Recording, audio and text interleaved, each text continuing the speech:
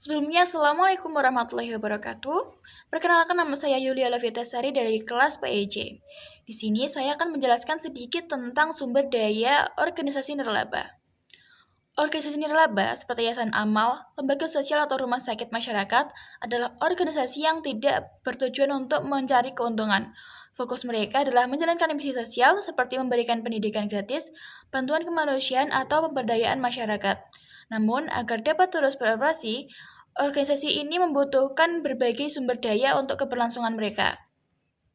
Salah satu sumber daya terpenting adalah dana atau sumber daya finansial.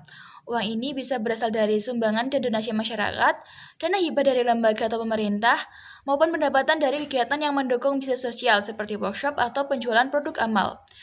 Ada dana yang bersifat bebas dan bisa digunakan untuk kebutuhan umum, ada pula dana yang bersifat terikat dan hanya boleh digunakan sesuai keinginan donatur, misalnya untuk beasiswa atau kegiatan tertentu.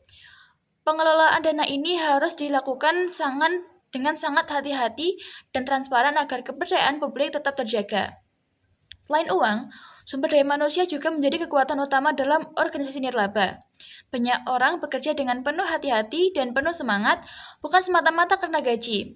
Mereka bisa berupa relawan yang menyumbangkan waktu dan tenaga mereka, staf yang tetap menjalankan kegiatan harian, hingga dewan pengurus yang memastikan organisasi tetap berjalan di jalur misi sosialnya.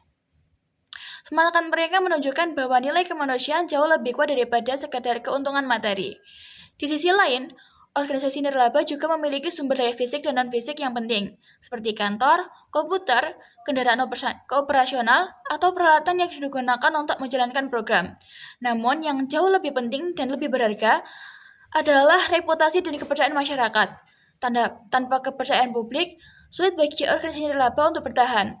Kepercayaan inilah yang membuat orang mau berdonasi dan ikut terlibat dalam kegiatan sosial mereka. Selain itu, pengetahuan dan data juga menjadi modal besar untuk mengembangkan program yang lebih efektif di masa depan.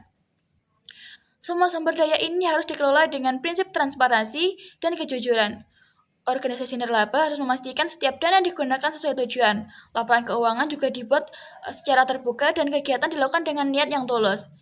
Di Indonesia sendiri, pengelolaan keuangan organisasi nirlaba mengacu pada PSAK 45 yang mengatur pemisahan antara dana terikat dan tidak terikat agar tidak terjadi penyalahgunaan. Dengan pengelolaan yang jujur, sumber daya manusia yang berdedikasi, dan reputasi yang baik, organisasi nirlaba bisa terus tumbuh dan berkontribusi untuk masyarakat. Kekuatan sejati mereka tidak hanya terletak pada jumlah uang dimiliki, tetapi pada kepercayaan, nilai sosial, dan semangat kemanusiaan yang mereka bawa. Karena pada akhirnya, keberlanjutan organisasi nirlaba bergantung pada keikhlasan untuk memberi dan ketulusan untuk melayani. Demikian penjelasan yang dapat saya sampaikan. Bila ada kurang lebihnya, mohon maaf. Semoga bisa menambah wawasan kita semua. Akhiran, wassalamualaikum warahmatullahi wabarakatuh.